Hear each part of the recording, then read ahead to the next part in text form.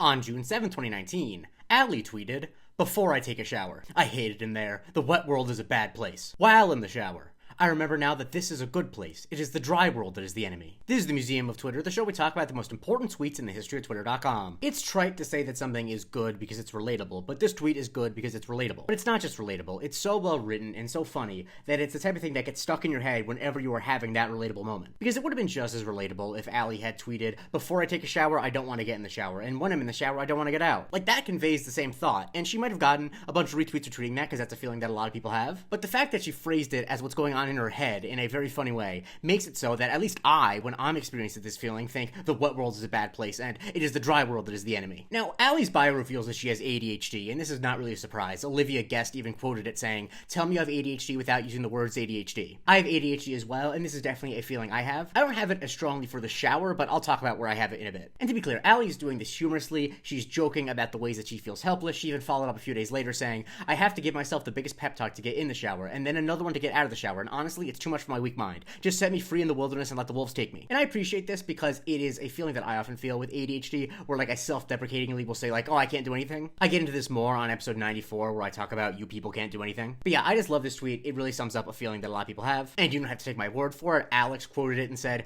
"Pretty much every time I'm in the shower, I want to tweet, 'The dry world really is the enemy.' But then I completely forget about it by the time I get back to my phone." And Camp Slay tweeted, "I have task paralysis so bad right now. I need to shower, but the wet tile world is not sounding fun." But shortly after, she followed up and said, "I was mistaken. I am now in the shower and it is the dry world which is the enemy." Which makes me wonder, is she really tweeting from the shower? I suppose that's not the weirdest thing in the world, but I feel like the touchscreen just wouldn't work that well if your hands are all wet. I think Amy Goodchild, though, in the responses summed it up perfectly that state change is the real enemy. And I feel like that's an experience that's more universal than just people with ADHD. And Laura Donaghy is right where she says that this functions as an allegory for a lot of things. And it's also a thing that people experience with different parts of their lives. Bert says that this is unironically him, but for cooking. And the way I relate to it most is the way that Visakan Veerasamy said it with, "When it's time to go to bed, I hate it in there. The sleepy world is a bad place of inaction and indolence. When it's time to get out of bed, I remember now that this is a good place, truly the closest thing to paradise on earth. It is the waking world that is the enemy." Like, this is actually where I most experience this phenomenon, because I'm someone who will stay up late for no reason, and then sleep into the afternoon for no reason. You might think to yourself, "Jake, how could you possibly sleep 12 hours, even though you went to sleep at 3 o'clock?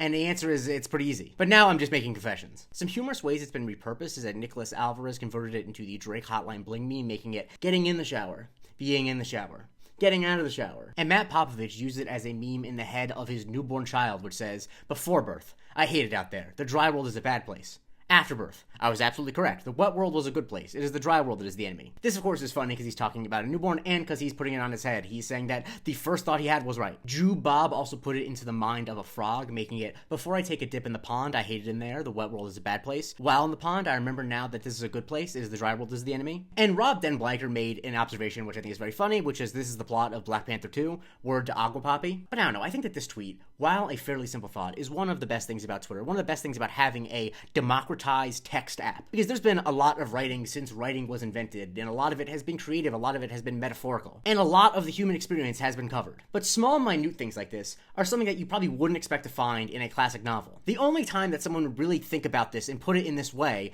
is just trying to do a dumb joke on the internet. But it's not just a dumb joke, it's something that's actually kind of integral to the human condition. And I know someone's typing up, "Isn't this basically the same thing as the grass is always greener on the other side?" Like, yes, but it's not exactly the same thing. It gets to the phenomenon, which I think is really pronounced in people with ADHD, but I think everyone experiences to some extent, that it is really hard to start a new thing, and then it is really hard to stop doing that new thing. Amy Goodchild said it best, "State change is the real enemy." And as an aside, I love the last name Goodchild, but I remember in elementary school I was with a kid named Goodchild, but he was kind of always making trouble, so his name should have been Badchild. But I just love that this tweet exists. I love that Allie was able to tie on a little piece of string onto the gigantic tapestry that is human experience. Technically speaking, you could say that about every single tweet I cover, but I'm not that pretentious. Except I am, I just said it. Follow me for a new tweet every day, and if you want to become a subscriber, go to patreon.com/Museum of Twitter. We can vote when I cover on Subscriber Sundays, and you get the weekly Museum of Not Twitter.